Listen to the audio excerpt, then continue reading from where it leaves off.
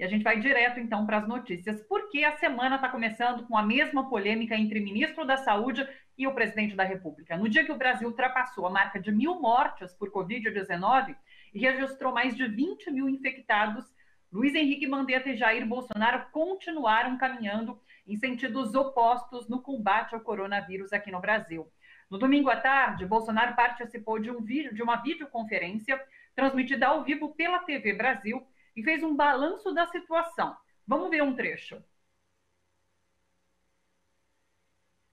Veio agora esse vírus. É que eu tenho dito desde o começo, desde há 40 dias.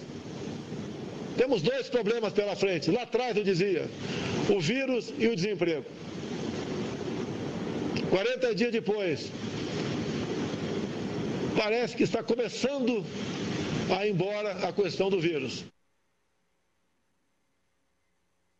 À noite, numa entrevista exclusiva à Rede Globo, Luiz Henrique Mandetta reforçou a necessidade de distanciamento social e disse que o pior está por vir ainda.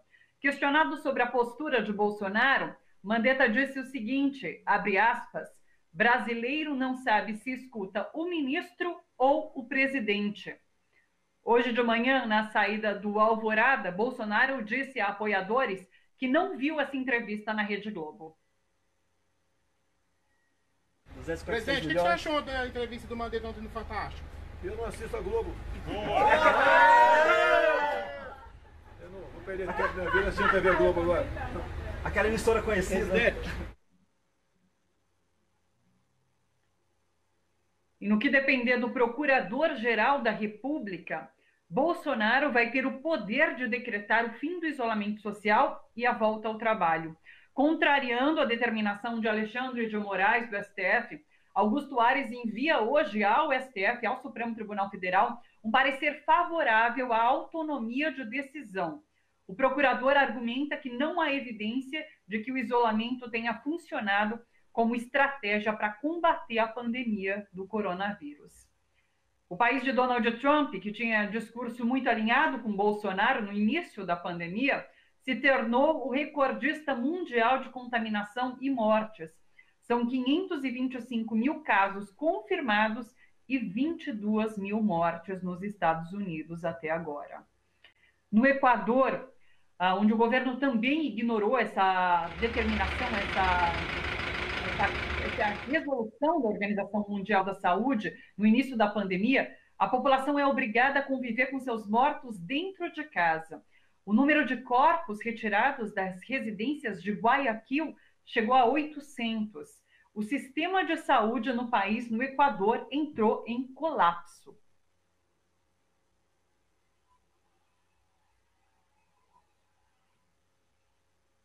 A gente acompanhou algumas imagens do Equador, então, em relação a esse colapso na saúde e a necessidade de se retirar pessoas de casa, já que as pessoas morrem dentro de casa e o poder público não está dando conta, de fato, de enterrar todas essas pessoas.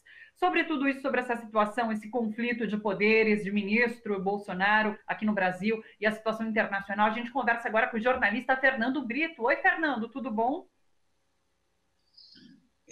Não dá para dizer, depois de tudo isso que você falou, que está tudo bom. Nós parece que nós estamos criando novos personagens. Agora já tínhamos o farmacologista Jair Bolsonaro, agora nós temos o sanitarista Augusto Aras, que define qual é a política que dá certo ou que não dá certo em matéria de isolamento social. Quer dizer, uma evidente usurpação de competência que eles fazem com a maior cara dura, com objetivos nitidamente políticos. E no caso do Ministério Público, uma tragédia paralela, porque eles se assumiram como grande poder da República nessa escalada da Lava Jato, e o que conseguiram foi destruir a própria corporação, que não foi respeitada na indicação do Procurador-Geral da República, e agora vê o procurador colocado ali pelas simpatias e carinhos de Bolsonaro se transformar num personagem ridículo, caricato, exatamente igual ao homem que o nomeou, porque da onde um Procurador-Geral da República vai tirar conclusões num mundo que está às loucas tentativas de encontrar uma solução para esse problema, de onde é que ele vai chegar à conclusão de que não funciona? Eu acho que ele devia dar um pulinho na China e falar lá para os chineses que conseguiram, os únicos que conseguiram lá dos sul-coreanos, derrotar a epidemia até agora, chegar lá e dizer, olha, o isolamento não funciona, porque foi que funcionou lá. Entendeu? Então, felizmente, o Supremo é muito mais lúcido do que essa Procuradoria-Geral da República que nós temos aí, e é evidente que essa posição dele não vai prevalecer. Até poderia ser considerada se tivesse um presidente minimamente equilibrado.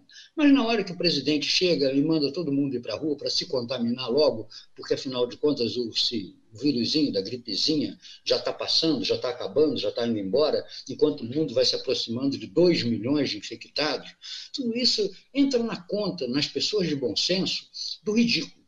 O problema, entretanto, é outro. Né? O ministro Mandetta está claramente fazendo um jogo de pressões para sair como herói.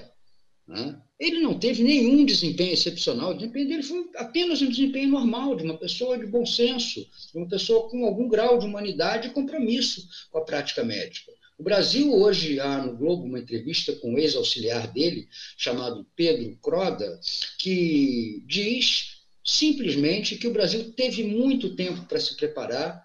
Nos 4 meses, desde o início do surgimento da epidemia de coronavírus até a eclosão dos casos, agora recentemente, teve quase 4 meses para se preparar e não se preparou. Não tinha testes, não tinha UTIs, não tinha equipamentos de proteção individual. Então, o Ministério da Saúde não tem nenhuma atuação brilhante nesse caso, ele apenas tem uma atuação técnica, né? Sofrível, mas técnica, e que peca numa questão essencial que tem feito ele perder a briga da opinião pública para esse energúmeno que preside a República. Quer dizer, nós estamos trabalhando com números de casos e números de mortes, reconhecidamente, inclusive pelo próprio Ministério, absolutamente irreais. Nós temos muito mais do que os 20 ou 22 mil infectados de hoje e muito mais que as 1.000 mortes que nós atingimos agora, simplesmente porque optou-se no Brasil por classificar os casos de coronavírus, simplesmente aqueles que laboratorialmente tivessem apresentado um resultado positivo. Como nós não temos laboratório, como nós não temos testes, então esses casos simplesmente não existem, entre aspas, nos números oficiais. Deixaram de acontecer simplesmente porque não são medidos. Em física seria o efeito do observador.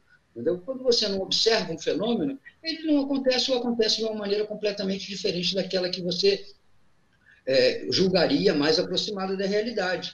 Então, está havendo uma briga política desde o início. Primeiro, na cloroquina do Chacrinha. Vai cloroquina ou não vai? Vai tomar o remédio ou não vai? O constrangimento de médicos que não tiveram a clareza, né, de pegar suas situações pessoais e separar da prática médica.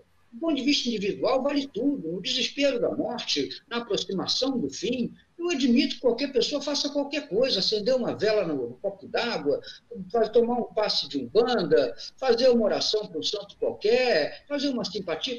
Pode. O salvar sua vida, a esperança é uma coisa que não pode se separar do homem. Agora, do ponto de vista da prática médica, você não pode chegar e dizer, olha, vamos acender uma velinha com um copo d'água que o vírus vai passar, porque isso não é ciência.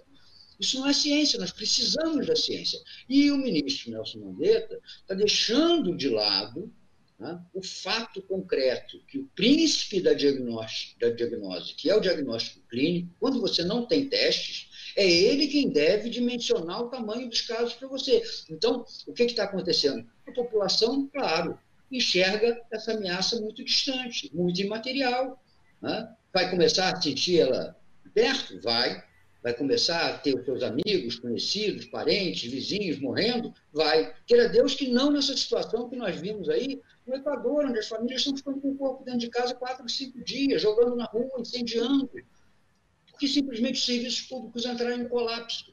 E no Brasil, estão perto disso. Hoje, uma estatística mostrou que 80%, 70% a 80% das UTIs no Rio de Janeiro estão ocupadas. Ainda tem um saldo de 20% a 30% por ser ocupado.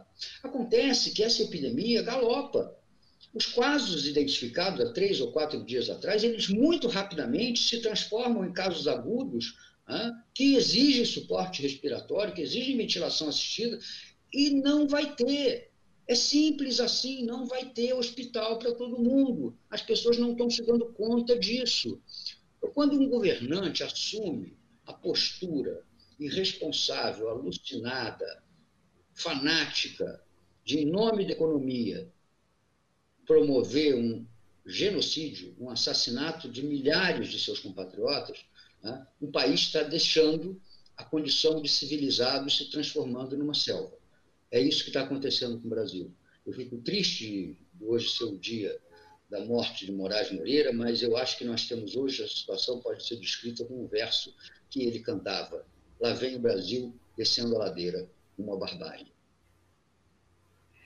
Fernando, onde você acha que vai parar essa queda de braço?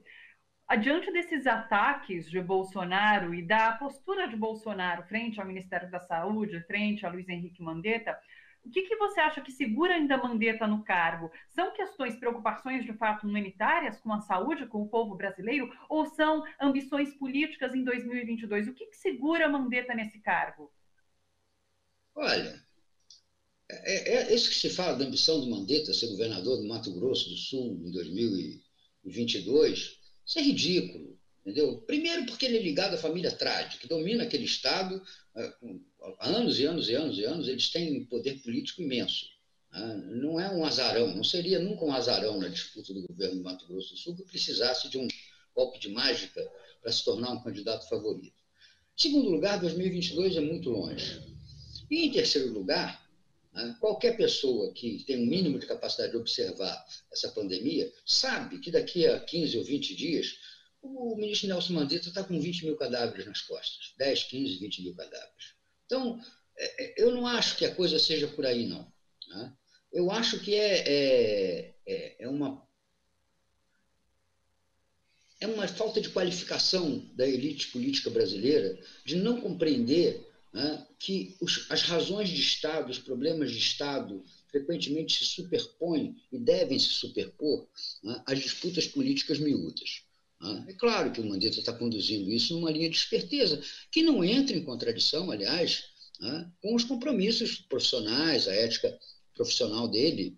Eu acho que sem ele nós estaríamos muito pior, porque a alternativa a ele são esses terraplanistas, como o Osmar Lama, ou melhor, o Osmar Terra, que fica dizendo que isso é uma gripezinha, que vai matar menos que H1N1, que já acabou, que o ciclo já inverteu, que vão ser só 3 ou 4 mil mortes no Brasil, e pronto, acabou. É como se 3 ou 4 mil mortes fosse uma coisa de desconsiderar. Mas a alternativa a ele, ou é aquele médico que tristemente preside a Anvisa. Vocês já repararam, que o Mandetta usa o coletinho do SUS, os auxiliares usam o coletinho do SUS, o Bolsonaro não usa o colete do SUS, ele usa o colete da Anvisa, por uma razão muito simples, de politicagem. Porque, como teve vaga na Anvisa, ele botou lá um contra-almirante que está disposto a cumprir qualquer papel para puxar saco do Bolsonaro. Simples assim. É o outro cotado para o Ministério da Saúde. Eu acho que nós vamos ter algumas novidades nisso aí. Os sinais que vêm do Conselho Federal de Medicina são de que ele vai obstaculizar o emprego generalizado, claro que não experimental, claro que não extremo, da hidrocloroquina. Entendeu? Acho que a tendência é nesse sentido. Acho que o Supremo vai manter vigiando as restrições de movimento que foram decretadas pelos estados. E acho que os fatos vão obrigar essas medidas a serem mais duras e vão receber maior acolhida da população, independente de quem seja o ministro. Agora, o que acontece é o seguinte: nós deixamos de ter a capacidade das nossas instituições e até das nossas corporações profissionais resistirem a esse absurdo.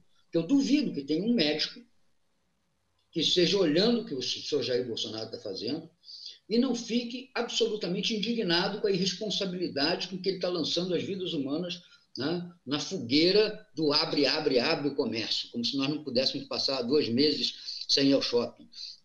É o desemprego? Resolva-se o problema do desemprego, suspenda-se por 3 meses, como fez a Argentina, a demissão de funcionários de forma imotivada. O governo assumiu lá os salários desses trabalhadores. Agora aqui, esses mecanismos de financiamento O pequeno empresário não vai. Se ele for uma vez pegar um dinheiro emprestado para pagar sua folha de funcionários, a segunda ele não vai, ele não sabe onde isso vai terminar. O horizonte dessa pandemia, que achava-se seria abril, no máximo maio, já se estendeu para junho, julho, e a gente que considera que nem mesmo até setembro a coisa vai reverter de uma maneira que não precise mais de algum grau de isolamento. Então, isso é um fato, não adianta isso. Não adianta. A sobrevivência do país não está ligada à manutenção da economia tal como ela estava.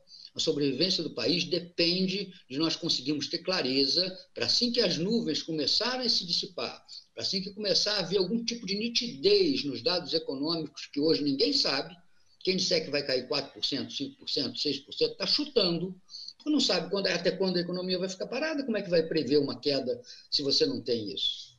Você faz uma estimativa que pode ir de 4% até 12%. Entendeu? Então, isso não é estimativa nenhuma. É uma economia diferente, para a qual o país vai ter que se preparar, uma economia com forte investimento público, com reconstrução dos serviços públicos de saúde e educação, sobre os quais a população percebeu a importância, não aceitará mais o discurso do corte e desmonta, que vinha sendo praticado até agora, e uma situação econômica onde o Estado vai ter que ser o grande indutor do desenvolvimento outra vez, investindo em construção pesada, investindo em construção de estradas, em pavimentação, em habitação, em tudo aquilo que seja forte absorvedor de mão de obra, porque o nosso desemprego seguramente vai passar de 20 milhões de pessoas já. Os Estados Unidos, que tem uma situação diversa da nossa, mais grave em alguns lugares, mas muito menos grave em outros, já registra, nesse momento, uma perda líquida de quase 17 milhões de empregos em apenas 2 semanas, se considerar a terceira semana, vai a 19 milhões. Então, lá, o desemprego deu um pulo de 3,7% para quase 12% em 3 semanas. Aqui, onde ele já parte de 12%, é só você fazer a conta. Vamos chegar a 22%, 23% de desemprego e o país não vai poder deixar de tomar as providências de suporte a essa imensa massa que vai ficar desempregada. Thalita, você já pensou o que significaria daqui a 3 meses, mesmo que a epidemia tivesse regredido um pouquinho, tivesse melhorado a situação, daqui a 3 meses chegar para 40 milhões de miseráveis que passaram a receber os R$60 e dizer para eles, olha, amanhã não tem mais, viu? Você se vira, porque não tem mais esses 60 aqui que estavam te ajudando a viver, não. Isso, politicamente, isso é impensável. Isso é impensável. Então, quer dizer, nós vamos ter que conviver um longo tempo com uma renda básica que jamais teve na cabeça do Jair Bolsonaro, nem das forças que o apoiam, adotar. Agora, nesse momento, enquanto o futuro, por enquanto, a Deus e ao coronavírus pertencem, nesse momento, o fundamental seria para o país extinguir-se essa briga política que está existindo em torno da orientação do Ministério da Saúde. Nesse momento, a alternativa mais adequada é a manutenção do ministro Mandetta. Agora, ela está se tornando politicamente insustentável, não apenas porque Jair Bolsonaro há muito tempo quer vê-lo pelas costas, como também o próprio Mandetta está fazendo pequenas provocações para conseguir que, afinal de contas, o presidente o demita. Se fosse para fazer provocações, então o mais correto seria que o ministro Mandetta fosse à televisão dizer a verdade, dizer à população que esses conselhos que estão sendo dados a ela, são conselhos assassinos, são conselhos genocidas, que se você sair e circular normalmente pelas ruas, você vai morrer e vai matar, que isso é um assassinato de seus irmãos, de seus pais, de seus avós. Isso é a verdade. Um médico não pode não abandonar o seu paciente, mas ele não tem jamais o direito de deixar de dizer ao seu paciente a verdade, porque é só a verdade, infelizmente isso foi usado pelo Jair Bolsonaro, mas é só a verdade que é capaz de nos libertar.